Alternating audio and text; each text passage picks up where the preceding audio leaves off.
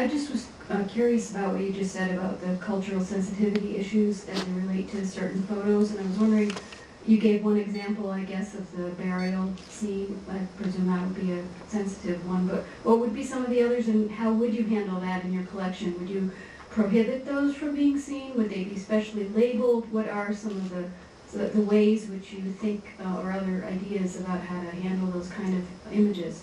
Some of the other things that I would consider to be culturally sensitive are anything that has to do with, I guess, what I could just say, traditional religious practices. One way that I hope to make sure, as I said before, is through consultation with other staff members and other people in our community, or those who are interested in making sure that these things are kept safe. It's just by speaking with them and trying to develop a dialogue with them and to have them let me know what they would consider culturally sensitive. And one way I hope to, well, in our archives, what we are thinking about doing is, or what we will be doing is placing those in a separate location. Making sure that it's secure, that no one else could get into that location but an Akimanautam or Kipash person. And in cases of, we have a photo, if we had a photo that was couldn't be seen by a certain gender, then we would always make sure that that person, that we would have a person who could take care of that. Because as a woman, I don't want to be touching or looking at anything that I shouldn't be seeing. And so it's just to make, I believe, staff more aware, and just to make sure that these things are secure and they're not out in a place where the public can get to them.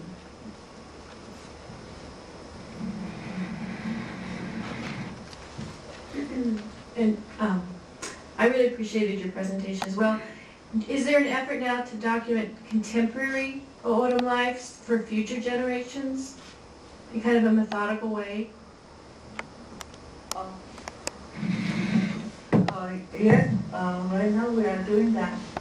We started to document everything in the way of our life, before and now. So, yes, we are. Any question?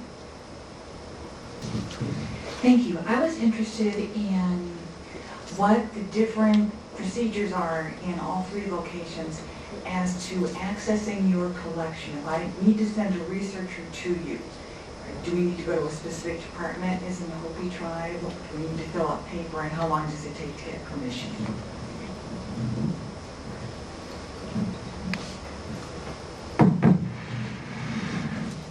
With the Hopi tribe, it all depends on what your research is. If it has something to do with the religious portion of Hopi, say kachinas or other ceremonial, usually you'll be denied unless you really have a good reason. And one of the things that we ask on our research protocol is that what is the benefit? What is going to be the benefit for the tribe? So a lot of people usually get stuck on that, and that's one of the things that is on the first portion of the procedures.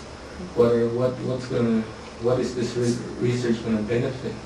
How is it going to benefit the Hopi tribe? So it depends on what you're looking at, but I can say that if you're going to go out and do study on the religion and the ceremonies, you will probably get a no answer.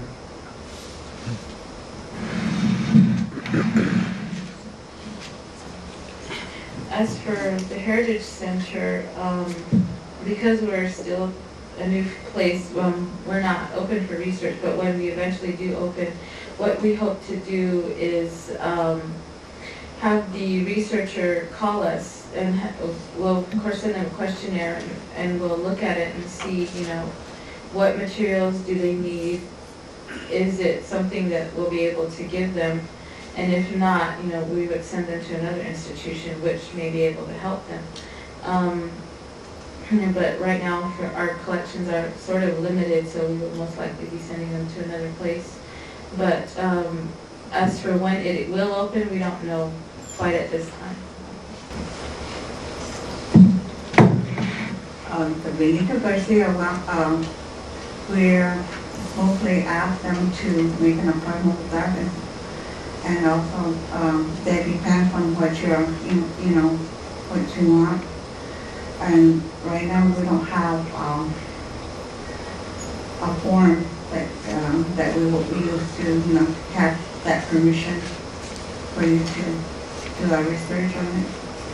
But like I said, we're there, we're offered, and we're open to anybody. And but like I said, also the photos, some of them are sensitive, and those we can't, let other people look at it. My question is specifically for Stewart and the Hopi tribe. It involves how, among the different villages, how some of them are very autonomous and how some of them refuse to have representatives on the Hopi Tribal Council.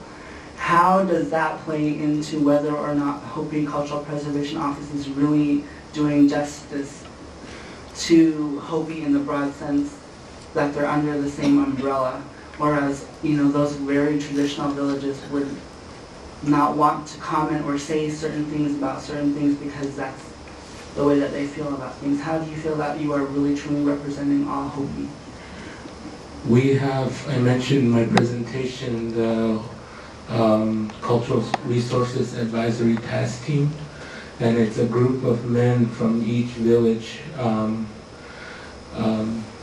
all the villages, and they have meetings once a month, and they discuss the different projects that are coming into Hopi, and they're really good because they're really knowledgeable about the culture, and some of them hold different positions in their local villages, such as the Men's Society, and we consult with them a lot.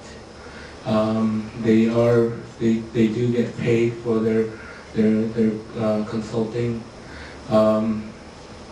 As far as representing the whole village, we're trying to get a women's cultural advisory task team as well, and those villages that do not send representatives to the council will usually work through their local communities, and in turn they will advise us on their concerns, and we try to do as best to represent them and their interests. Any other questions? Okay, thank you very much.